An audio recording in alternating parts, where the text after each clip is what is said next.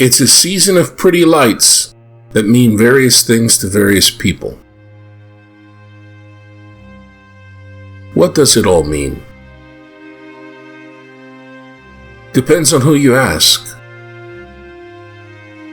Do the lights seen in United States Jewish homes and United States Christian homes these days have real meaning? Like so many Decembers in our pluralistic society, the lights of Hanukkah and Advent beam out into the darkness. What do these lights really mean? Hanukkah is a Jewish feast evolved out of Talmudic interpretations of an earlier Israelite celebration from Maccabean times. It's all about being dedicated to God, the God of Israel, a God of justice, a God who hears the cry of the poor, the widow and the orphan, a God of mercy, a God of light and life, and a God of truth. Advent is a Christian season that also evolved slowly, recontextualizing things that happened in the 1st century in the new Christological understandings of the 4th and 5th centuries.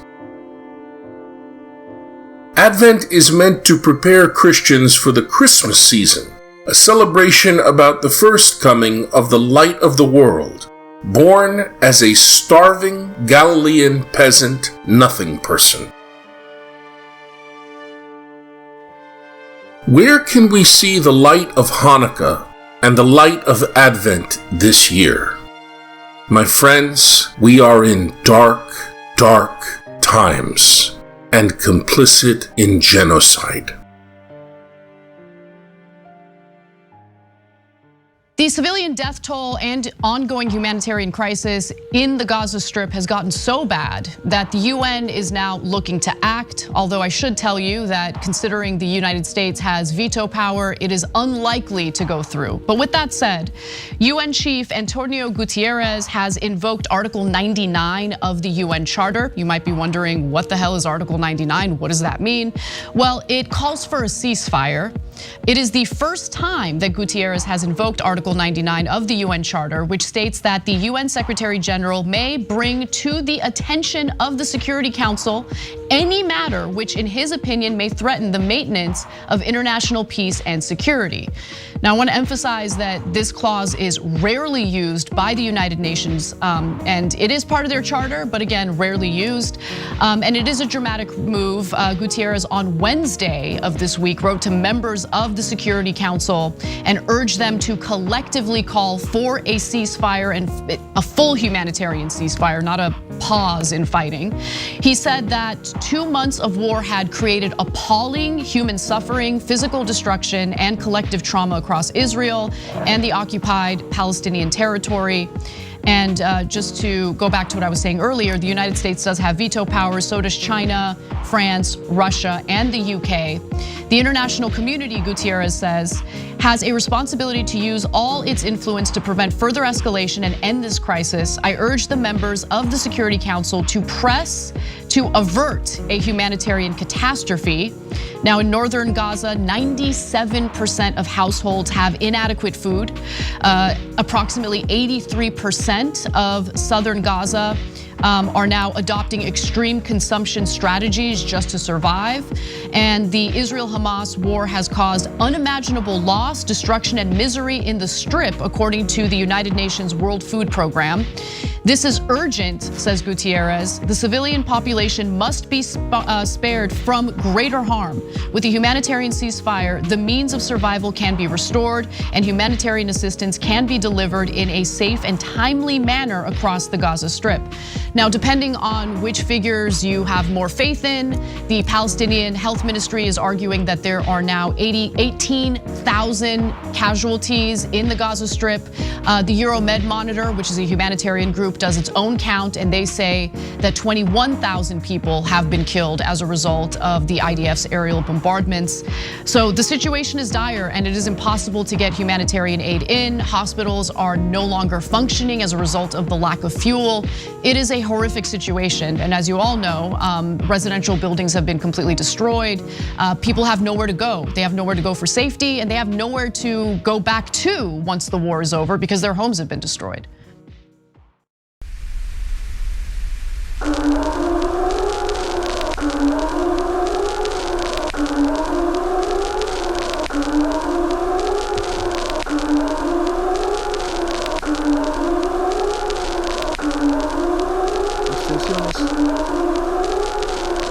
El resultado de la votación.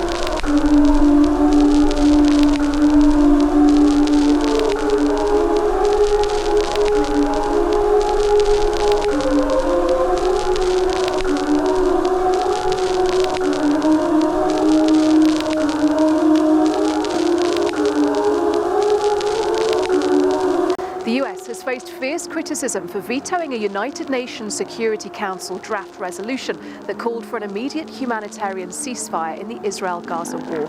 The Palestinian President Mahmoud Abbas has released a statement this morning saying that the veto makes the US complicit in what he describes as war crimes against Palestinians. It says that he condemns the American position as a flagrant violation of all humanitarian principles and values. And he holds the US responsible for the bloodshed of Palestinian children, women, and elderly people in the Gaza Strip. Online, you look at people and they say, oh yeah, no, the world is with Israel. That's not remotely true. The entire world is united in saying, please stop killing the Palestinians. What is wrong with you? Why do you continue to drop 2,000-pound bombs in residential areas, murdering civilians on the ground, wantonly, indiscriminately? Oh, there's a Hamas fighter in a tunnel, totally unaffected, underneath the building, maybe, so I killed hundreds of people by dropping a bomb on them and lighting them on fire and crushing their skulls, their bodies, and then their family members had to pick apart, oh, there's his leg, oh, there's my kid's arm. If it hurts you to hear that, I can guarantee you that it hurts a lot more to actually experience it in Gaza. So the whole world is begging Israel, will you for God's sake stop? Enough, enough, stop already. And let's be honest about it, it's your fault in the first place. Oh no, you can't blame Israel. Israel's just such a lovely, wonderful democracy. I mean, they were just occupying 5 million Palestinians for over 50 years. They had their boot right on their neck and said, you're not human. You're violent savages. We're gonna occupy you because all you understand is violence. What? We're a wonderful democracy. We're such a great ally. Drive hatred, and then go, oh, I can't believe the Muslims hate us. I can't believe the Palestinians hate us. No, so if you're deluded and you're in a bubble and you think, oh, yeah, everybody supports Israel because I saw it on cable news, MSNBC and CNN and Fox News agreed. Even they barely don't agree these days. But mainstream media generally, especially before this conflict, my whole life, oh, they all tell me that everybody loves Israel. Oh, and if anyone doesn't like Israel, they're just anti-Semites. They should know that we get to occupy Muslims for 50 years if we want 500 years. They should know when they are ruled. We rule them. But no, everything's gonna be great. So then, now the UN says, okay, can we, for God's sake, stop killing people? And the US says, hell no. They always veto it. Joe Biden has never checked Israel. He's green-lighted every massacre, every illegal war crime, and so have the Republicans. So if history is any guide, and what did the US do, by the way? The Palestinians years ago came to the United Nations and said, hey, we'd like to do this diplomatically. Not through war, not through terrorism, but we'd like to be declared a state just like Israel was. Exactly like Israel was. And the US said, veto! How dare you try diplomacy? Diplomacy is terrorism. No way. What do you think you are, a human being? So that reminds me of the response from Israel to what the UN is trying to do here. So let me guess, everybody's anti-Semitic. Okay, so let's go to the CNBC excerpt from their reporting. Israeli Foreign Minister Eli Cohen on Wednesday said the UN chief's tenure was a danger to world peace. No, you're a danger to world peace. And suggested his push to activate Article 99 constituted support of the Palestinian militant group Hamas. Yeah. Nobody, look, I know that in American media and politics, they still take Israeli propaganda seriously. No one else on planet Earth does. Oh, if you dare criticize us killing 17,000 civilians and crushing all those babies and kids and moms and grandmas, well, then you're aiding Hamas. You're all terrorists. The Palestinians are not a tranquil population, Lindsey Graham said. That they basically had it coming. It's exactly the ideology of terrorists. So Eli Cohen, of course, talking like a terrorist and saying that if you support not murdering Palestinians, that you're the terrorist. Okay, two can play at that game. By the way, this is not any gamesmanship. This is real. Every bomb dropped in the middle of a city, like Israel's doing, is an act of terrorism. Oh no, you can't call Israel terrorists. But they get to kill all the civilians. They get to kill 10 times, 20 times as many civilians as the ones we do call terrorists, and that they are terrorists. We get to kill 20 times as many, but we're not terrorists.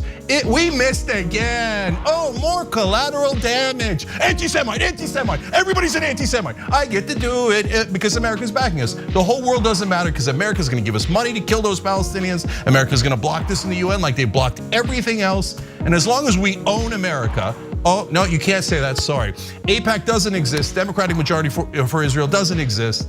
There is no lobbying in America. There is no legalized bribery. Oh yeah, let's all pretend it doesn't exist. Okay, you can pretend anything you like, but America's gonna strike that down and greenlight Israel murdering more Palestinians, and they're gonna send them money to murder more Palestinians. Where is the light of Hanukkah? Where is the light of Advent? This light is a costly light, but we can see it in those prophetically courageous United States people, Christians, agnostics, atheists, people of any faith walk, and Jews who are courageous enough to take a stand against genocide going on right now and enabled by this country. It's the largest sit-in protest the city has seen in over 2 decades. Many wore shirts that said, "Not in our name." Banners were unfurled reading, "Palestinians should be free," and "Israelis demand ceasefire now." One sign read, "Never again for anyone." The multiracial, intergenerational movement says about 400 people were arrested, including rabbis, famous actors, and elected officials. Democracy Now! Was there. Today we bring you some of the voices at Grand Central, including Rosalind Paczewski, professor of political science at Hunter College.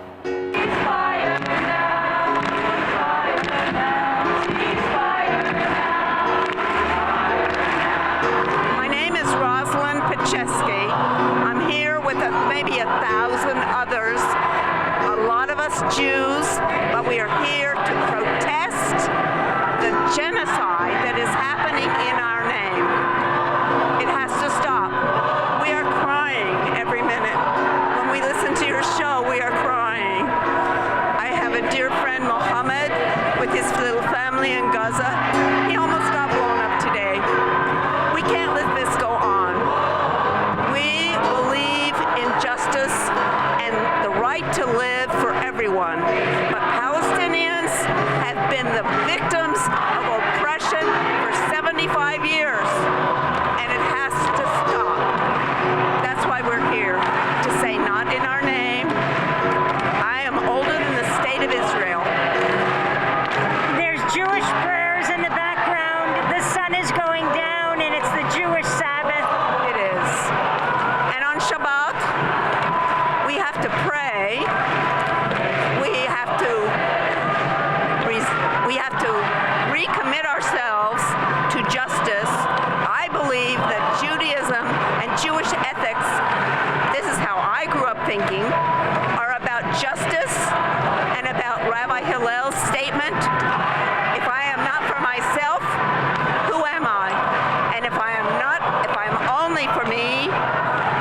I doing here? I glossed over it a little bit. And if not now, when? Now. Peace now. Ceasefire now. President Biden and Blinken, listen to what people are telling you, especially the young people and lots of Jews. Let Gaza live! Let Gaza live! Let Gaza live! Let Gaza live! My name is India Moore. I'm standing here. I'm resisting and protesting in solidarity with Jews, trans people, queer people, black and brown victims of colonization, and Americans just like you and I to stand against our tax dollars being used to decimate Palestinians. And we're standing for peace, we're standing for compassion, and we're standing for self-determinating justice and liberated Palestine. Free Palestine, stop! Free Palestine. My name is Samaya Awad, and why Grand Central? Because this is a symbol of New York. This is a symbol of the United States in many ways. And so we're here, we're saying, this is ours. This is where we go to work. This is how we get to our children. This is how we go to school. And we want the same thing for Palestinians in Gaza. We want them to be able to live their lives in dignity and freedom. My name's Dr. Steve Albach. I'm a pediatrician, licensed physician in the state of New York. I'm here to say that many Jewish pediatricians are calling for stopping the killing of children and their families, calling for a ceasefire now and not in our name. I've never been prouder to be a pediatrician than when back on Friday, October 13th, thoroughly mainstream organization, the New York State chapter of the American Academy of Pediatrics, said that we stand with the children of Israel and the children of Gaza. We love all children, all families equally, and calling for an immediate ceasefire. So that was back on October 13th. Unfortunately, children and their families continue to be killed. These sorts of collective actions, collective responsibility is illegal. These sorts of mass killings of civilian areas, mass bombings of civilian areas are illegal and immoral. The United States should be leading to call for a ceasefire now. I've never been prouder of the 18 Congress persons who have called for a ceasefire now, and I'm calling on President Biden and Senator Schumer and my assembly person Nadler, please, please, these are not Jewish values. It is not a Jewish value to be dropping bombs on children, killing children and their families. I am State Senator Jabari, the 25th State Senate District in Brooklyn, and I'm here calling for a ceasefire in order to allow for the release of hostages and humanitarian aid. I carry the Not on Our Dime legislation with Assemblymember Mamdani, which will stop New York from allowing for fake charities that claim to be charities to help Israeli citizens, but actually fund displacement and destruction and settler violence in Palestinian territory. Are you planning to get arrested today? I got arrested a week ago, and I'm going to let others step up today. I got arrested a week ago at a sit-in outside Senator Jill Brandt's office, asking her to start calling for a ceasefire. My name is Zohran Mamdani. I'm an assembly member for parts of Astoria and Long Island City, and I'm here today to join thousands of Jewish New Yorkers, rabbis, and allies to say that the time is now for an immediate ceasefire. Are you willing to get arrested?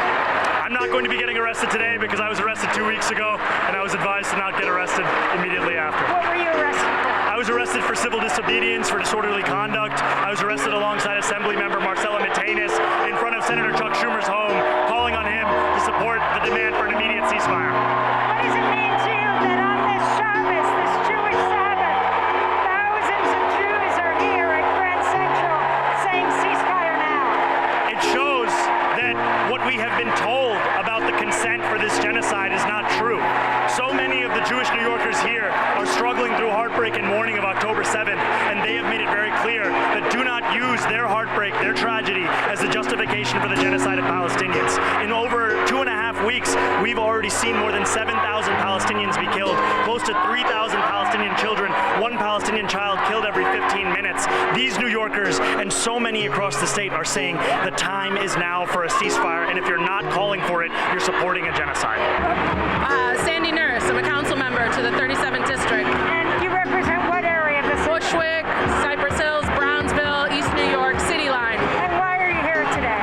I'm here today to stand in solidarity with Jews, Muslims, allies, because we believe in a free Palestine. We believe in a Palestine without military occupation. We believe that we need to end this genocidal war, and we do not believe that our dollars, our tax dollars, should be used to bomb other children. We don't believe that unjustified murder of one set of children brings about murder for another set of children. We need to end this war, and we need to move towards a peaceful solution. Are you a credentialed member of the media? I'm going to ask you as a courtesy, please, to leave the steps. They're playing an announcement that people who are obstructing the steps, they're in violation. They're going to start possibly making arrests. So if you're a credentialed member of the media, I'm going to ask you for the same courtesy. If you please leave the area. If you refuse to leave these premises, you will be arrested on the charge of criminal trespass. If you do not accompany the arresting officer voluntarily to the prisoner transport vehicle, or if you must be carried, you may be charged with additional crime. Can you tell me your name and why you're getting arrested? My name's Jocelyn. If someone asks for my solidarity and I can give it, that's what I'm going to give right now. Why is this important to you?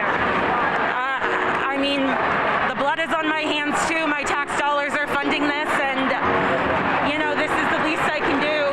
And what's your name? I'm Phi.